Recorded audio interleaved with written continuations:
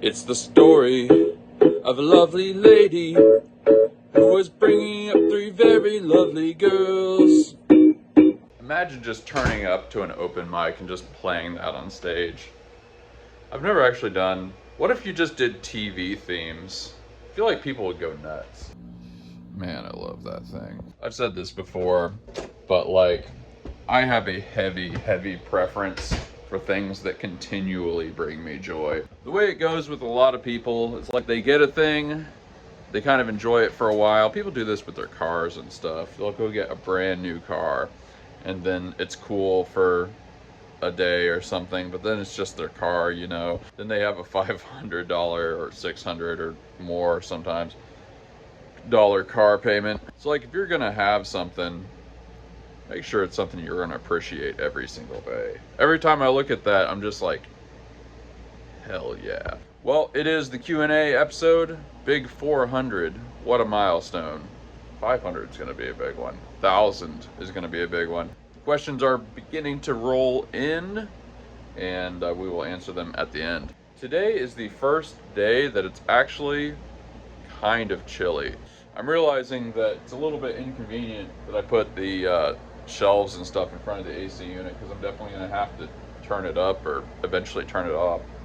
Although I can just kind of get a step stool or something. But yeah, we're getting into that perfect Texas fall. It's so great. I'm actually really happy that we got the members only jacket, because we're gonna be in the weather where that's just the perfect thing to wear on the Segway.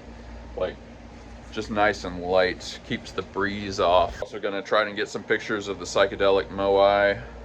Got a lot of good stuff on this episode. Hopefully a bunch of people tune in, but we have a real good morning roundup for y'all today.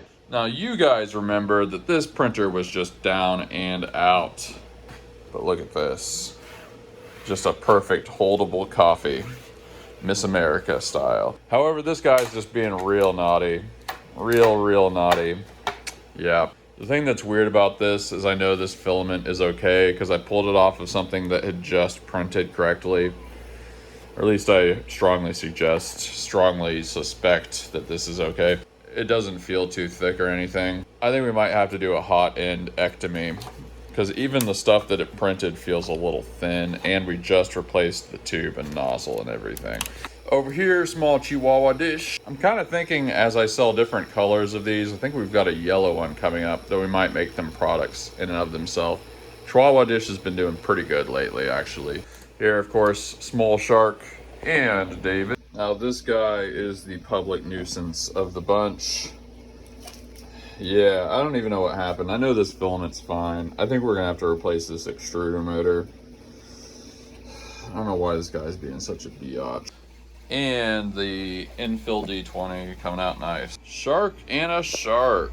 I did the morning routine again, of course, culminating with a splash of water to the face. The thing I used for negative visualization and the detached thing was I imagined a big coffee cup showing up broken to somebody, which I'm not sure that's ever happened. But it's an expensive item, and that would suck. And that didn't happen today. For the number 2, I put a thing in order by running the dishwasher, which did need to be run.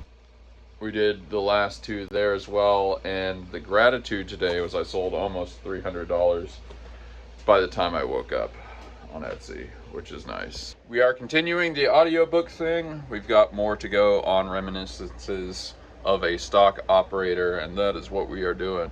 Let's ship the wall art. And just a glorious golden shark right here.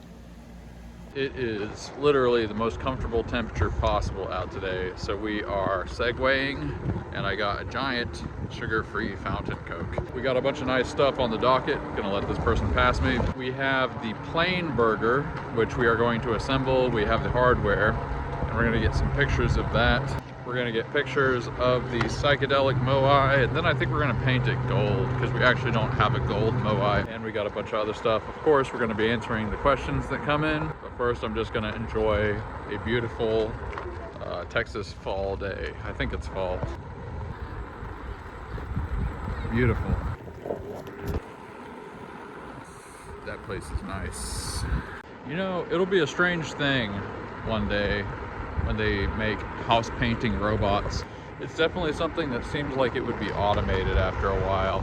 That guy probably thought I was crazy there. But it doesn't seem like it would be that hard to get drones to kind of like, maybe they could have airbrushes on them or something, and they would like, you would kind of tell it, it would use AI for reasoning. You'd tell it to paint your walls evenly with an airbrush. It would be a little bit like a 3D printer, but instead of extruding plastic, it's spraying paint. Eventually it can be very, very precision. Very, very precise. And these blast points, too accurate for sand people. Only Imperial stormtroopers are so precise. Why would Imperial troops want to slaughter Jawas? Man, just sold another milkshake. Yes. It's time to do the board once again. We got four glorious tick marks. 1, 2, 3, 4. Really coming along. All right, it's time to paint the milkshake, as they say. Apropos of nothing, I'm listening to reminiscences of a stock operator again, and I realized with AI, there's probably a kind of game that you could play that might not have been possible before. So one thing you do when you're trading is you practice, and you practice on historical data. I was thinking about venture capital, you know, investing in startups. It would be interesting if you could, with AI, play like you're a venture capitalist and it uses real examples from history. Now, I don't know exactly how you do this. It would have to be like you take a venture capital firm and everything they invested in and everything they didn't invest in and randomize it somehow.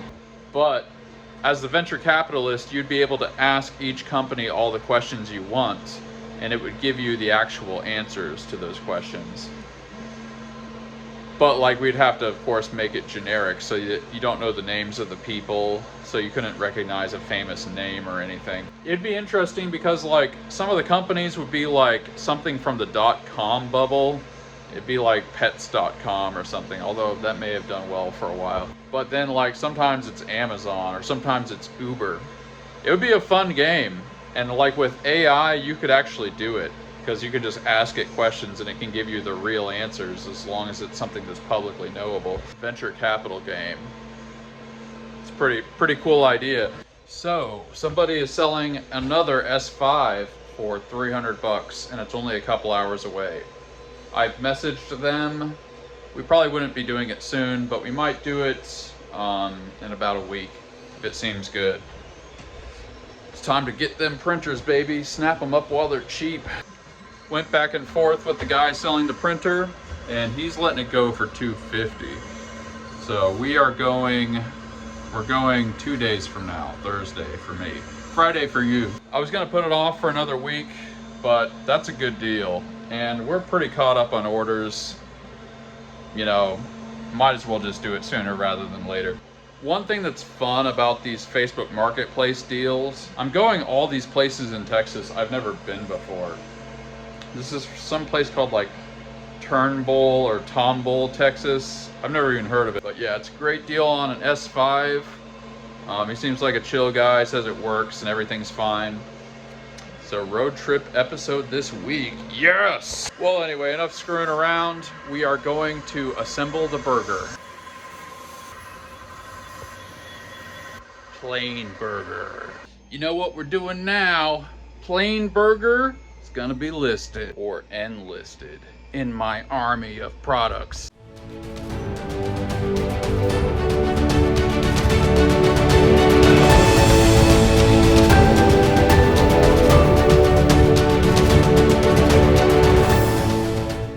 Get a few things painted. Of course, you know Big Sharky. And we've got the big coffee. Now it's time to tape off the milkshake. And of course, a big D20. All right, let's address a few inquiries. It is question time. Let's see what we got. Ambassador Naranek, what happened to the van at the old place? We're gonna sell it for scrap. It has a blown head gasket. Toasty O's, good question here. If you couldn't buy the color shift paint anymore, Would you try sourcing an alternative and redoing the photos, or just pull the listings? I know that color shift paint's been for sale for a long time, but I would just pull the listings, I guess. Ambassador Naranek again. When is the M3 dog adoption happening? I don't know, I was kind of thinking about doing it after Christmas. The more I think about it, the more it feels like I just don't have time to properly care for a dog. But I don't know. JP Letty, why do we never see you laugh? And do you ever laugh so hard it hurts? Just curious. Well, maybe post something funnier. I've laughed several times so hard it hurts, but it's not a common occurrence. Sort of a related question. I think the first time I ever laughed so hard it actually physically hurt me was when I saw Liar Liar in the theaters in the 90s. In that scene where he's beating himself up in the bathroom. Look, we hadn't seen anything like that back in the day. I remember like being, I think, literally doubled over in the theater. Pretty sure that happened. Dash render. Okay, so if all bloops are Razzies and all Razzies are Lazzies, what is the likelihood that a Lazzie is a bloop? Just kidding. But I'm actually going to answer that. To give a really overcomplicated and overthinking answer to what was a silly comment, I would say probability doesn't really enter into it. So likelihood implies probability. Probability is only a meaningful concept if there is an unknown. But definitionally, you've given me nothing but absolute statements. You've said bloops are Razzies, Razzies equal Lazzies, therefore Lazzie equals bloop. So there isn't really probability involved. I believe it was one of Euclid's axioms, things that are equal to the same thing are equal to each other. So if we're gonna say a likelihood, it's 100%, but it's not even a probabilistic thing. Just kidding. Name one of your top 3 greatest songs of all time. Do I need to name one of the top 3, or do I need to name my top 3? I guess it's just one of my top 3. Okay, alright. Like, hands down, You're Willing to Die on That Hill. Man, it's really hard to narrow it down to 3 songs from which I'm going to choose one. I definitely like Natural Science or Jacob's Ladder from Permanent Waves by Rush. Man, if I had to say greatest Rush riff of all time, it would be the riff that Alex Lifeson is doing during the bridge part of Jacob's Ladder.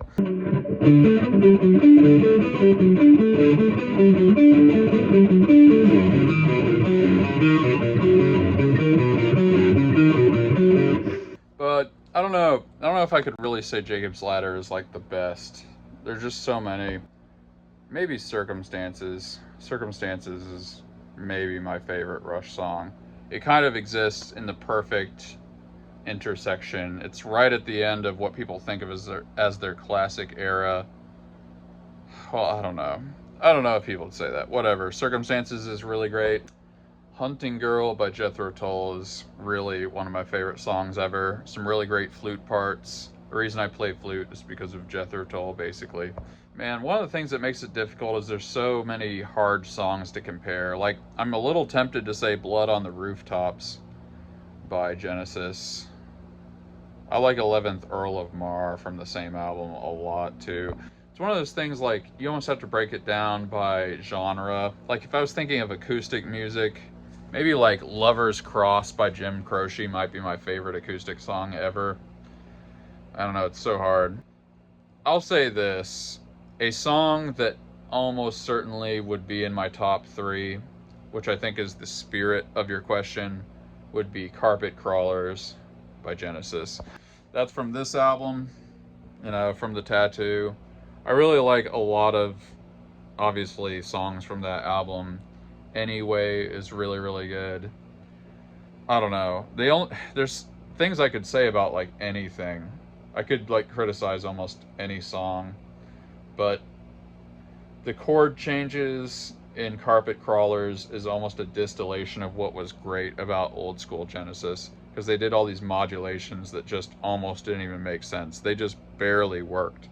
It was like they were creating a whole new genre. They were doing chord changes that you would associate with jazz, but it sounds nothing like jazz, which is really brilliant stuff. I guess that's what I'm gonna say. Carpet Crawlers by Genesis. I played this before, but it's the one that has this riff at the beginning.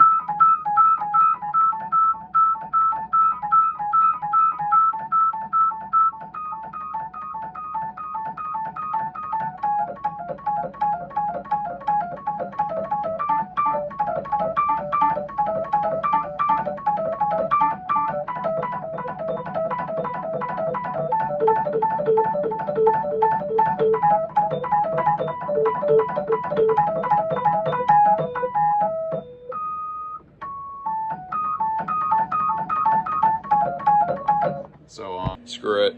I'm just gonna kind of play that as chords and give you a sense of it. There is lamb's wool under my naked feet. The wool is soft and warm, gives off some kind of heat. The salamander scurries into flame to be destroyed. Imaginary creatures are trapped in birth on celluloid.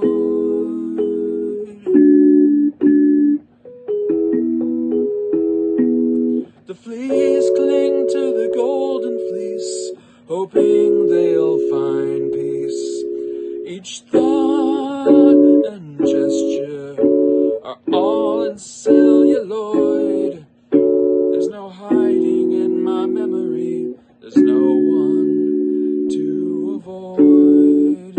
The crawlers cover the floor in the red ochre corridor, where my second sight of people, they've more lifeblood than before. I'm not gonna do the whole thing. Well, that's probably about as good an answer as I'm gonna give.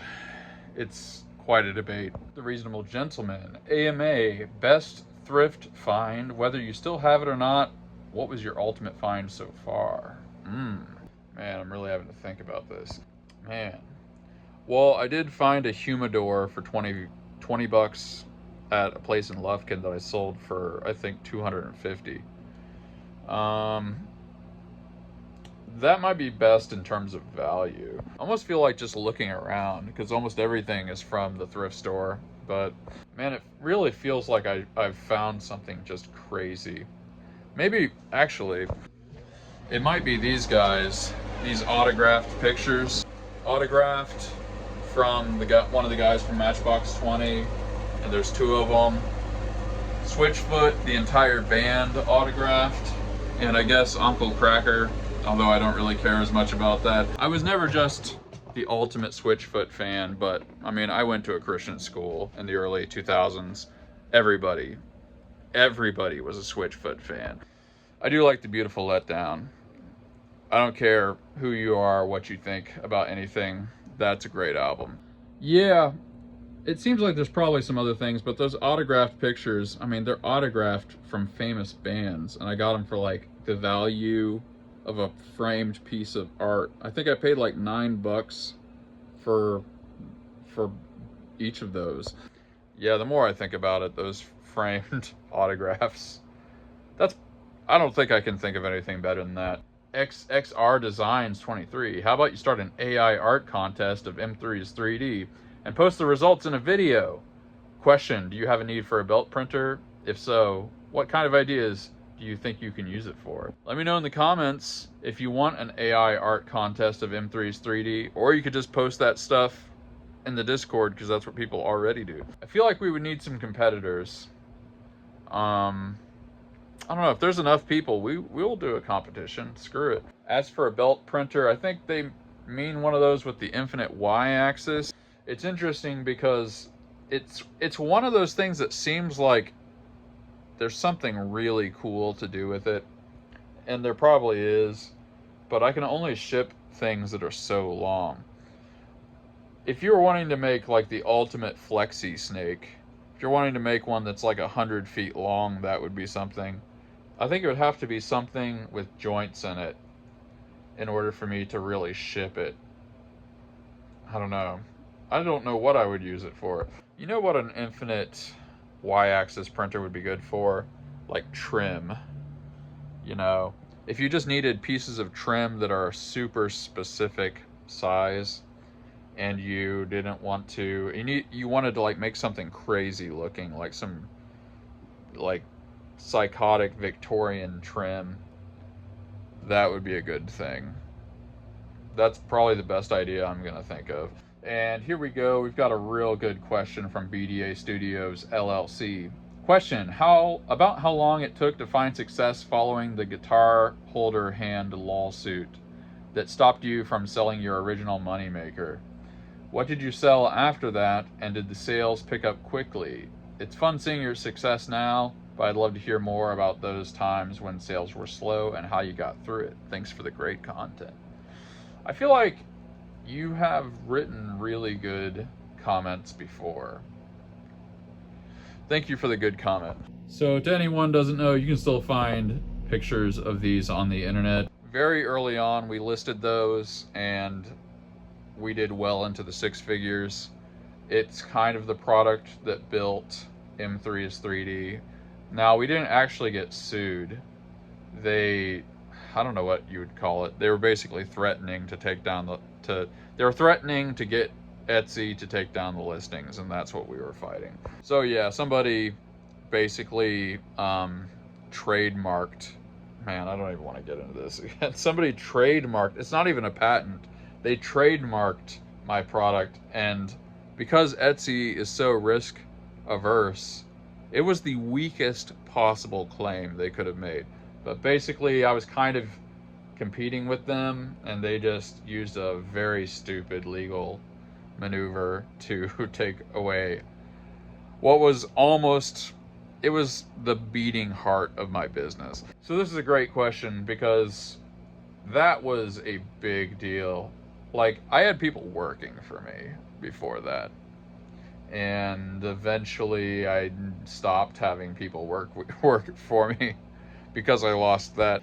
Anyway, so yeah, how did I basically get back on my feet, so to speak? Guess the short answer is I've always innovated my way out of defeats. It was like probably 6 months before that happened that I introduced the character headphone stand.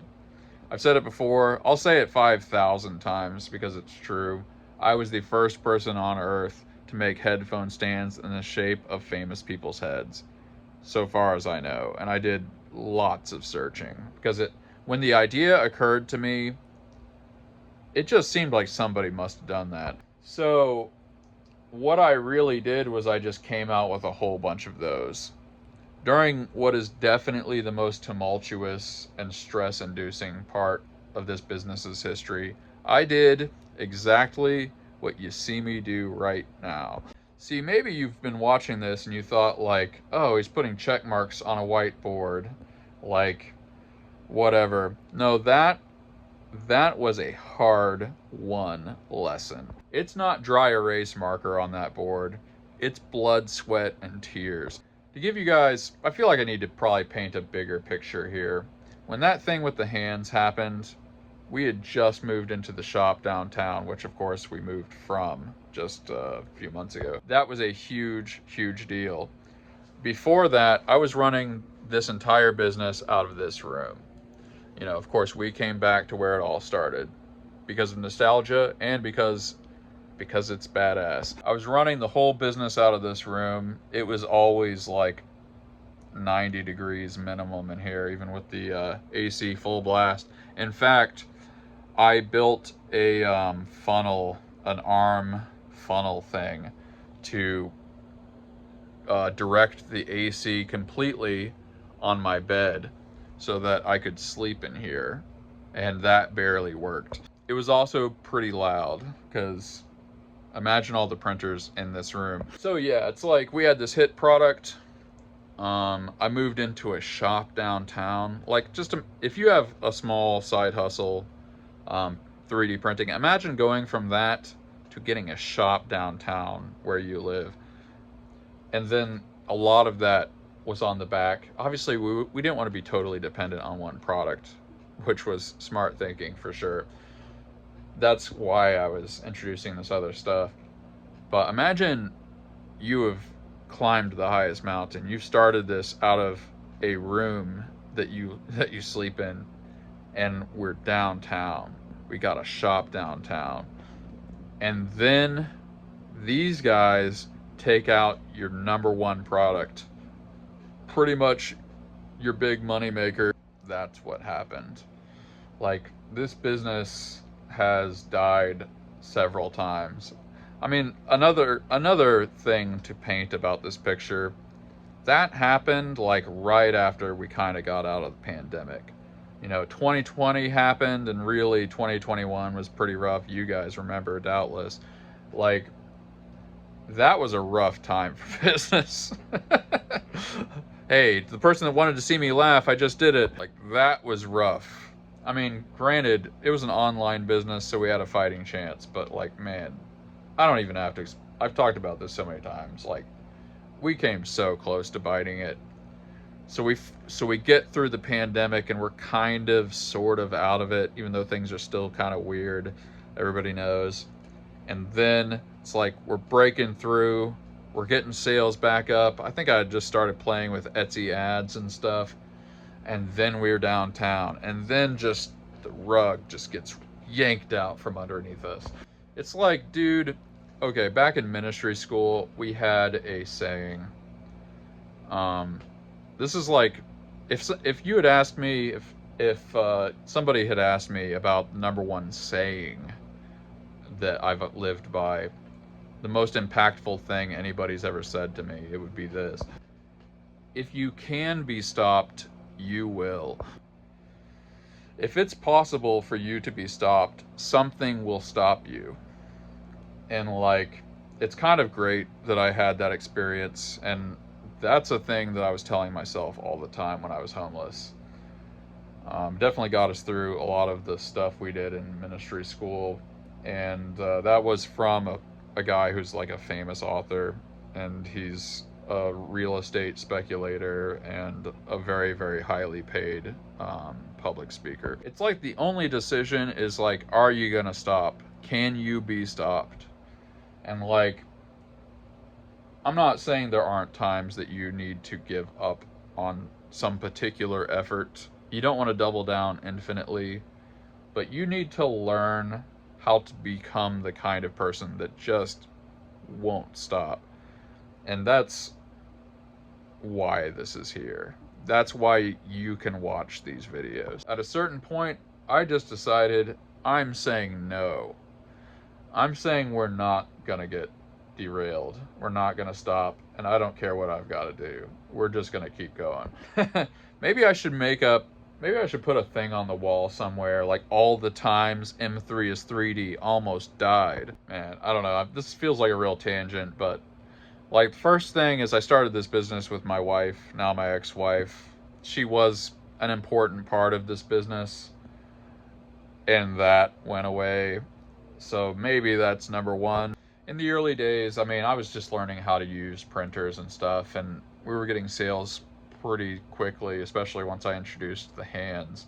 So I introduced those hands at a time when I barely even knew how to use 3D printers. So that's all kind of one. We'll just say the beginning was close to death. About a year after that, that's the pandemic. Then losing the hands and not really being able to justify paying my employee anymore. I guess a fourth that's a bit of an exaggeration. One of the reasons I started this channel is sales were not great, basically. And it wasn't like the business was close to death, but it was like, we need to get some more revenue or something going on. So two things basically happened. I decided I was just gonna put my stuff on YouTube and show everybody how I do everything, because like, whatever secrets I was keeping from the public weren't working for me that much. So, I don't know. I didn't have like any kind of expectations for this series at all. It was kind of a Hail Mary. It's just like, maybe we'll get some ad revenue or something. I don't know. Maybe somebody will find this interesting. Who knows? That was the first thing. The second thing was, we're going to get serious about posting products. And I kind of sniffed around doing 3 products a week before that. But like I've said before, what happened all the time was I would list products regularly, and then things would get busy, and then I would stop listing products, which would cause sales to not be as good, which means I would list products. And I just kind of did that a few times, and that really drove home to me that I need to list products regularly. So those are the 2 things I did at the beginning of this series. So we could kind of say that's a 4th. I was like starting to contemplate what other things I might be doing with my time rather than running this business. I wasn't really giving up, but I was like, something needs to change. So in a sense, at least, if we're stretching that 4th one, this business has almost died 4 times. So that's a very long-winded answer to your question, BDA Studios. You also said, I'd love to hear more about those times when sales were slow and how you got through it. I kind of just answered it. List more products. That's what we did. I just came out with tons of heads when we lost the hands. I tried to think of all kinds of other stuff. There's so many things. Part of the fun of this series is you get to see like all the experiments. You get to see all the stuff that really didn't work, but we tried anyway. Like, if you've seen this sign, this was an experiment. Making signs that are backlit with LEDs like this that say funny things, that was an experiment that did not work. Making LED backlit signs, even though this one was just for me, that was an experiment that didn't work. We made like 5 or 6 of those. Really, the Rush sign is a better example. We made a bunch of signs like this that said, I had a big one that said yikes, because yikes as a phrase was looking good on the SEO stuff. But actually I think I sold one eventually. If you remember the stenciled wall art thing I just sold yesterday, or maybe that was earlier today, it's all blending together. That whole thing was an experiment. I've sold like 4 of those things since I listed like 40 of those or something crazy. Like, if you list 40 items and you only sell like 2 or 3, it's not that good an experiment. So yeah, you might be tempted to think, if you've only listed a few items and you're not selling anything, that that you're failing. But you're not failing. You don't die on a roller coaster unless you get off in the middle. If you can be stopped, you will. I can't tell you how many times I've thought about that phrase. I've tried to think about how many total product categories that I've either invented or tried to make things in that were like unique for what it was. I bet I've made products in something like 20 categories, and almost none of those have sold at all. And you would be very, very, very tempted to give up. I can guarantee it. And almost everybody does. But every once in a while, one of those categories is big food. And it's not like the most dynamite thing ever, but it sells. We're shipping a giant burger right now. So yeah, that's my spiel about all that. Well, anyway, it's episode 400. It's been quite a ride. I am very grateful for all of you. It's cool that we're all on this journey together. And I really like it when I hear people say stuff like they watch me every morning. If my own humble kind of inspiration is of benefit to you, that does mean a lot to me. Somebody might as well get some value from my failures. I really like that phrase. I have no idea who said it. Maybe it was like Michael Jordan. I don't know. I've failed at more things than most people have tried. That is true. Yep. Well, anyway, we'll catch you on the next episode. Remember, if you can be stopped, you will. Peace out, everybody. Happy 400 episodes. Here's to the future.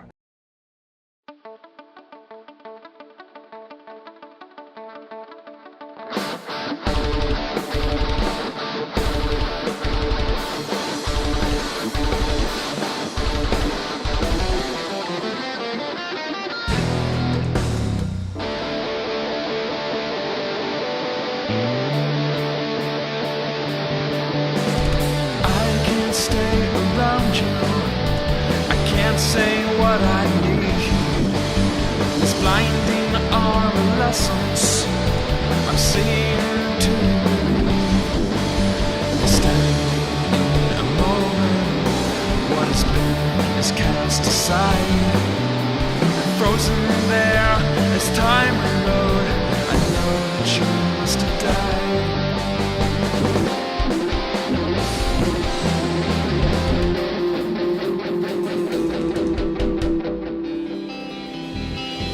Light waves surround you.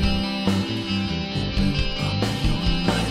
Time to say auf Wiedersehen. Open up your mind.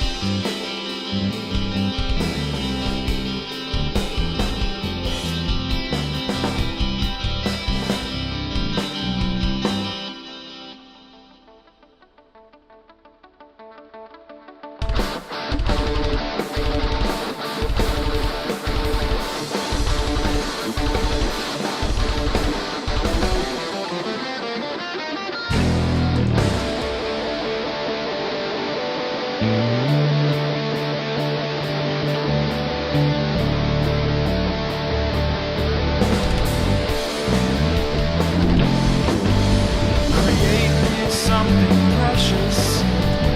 Find me something free.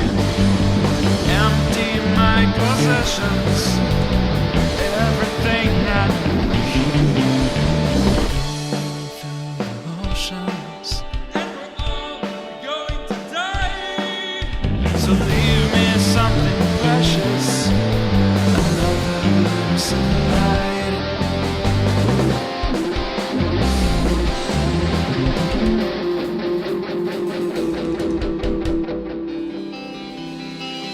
Lion waves surround you. Open up your light. Time to say auf Wiedersehen.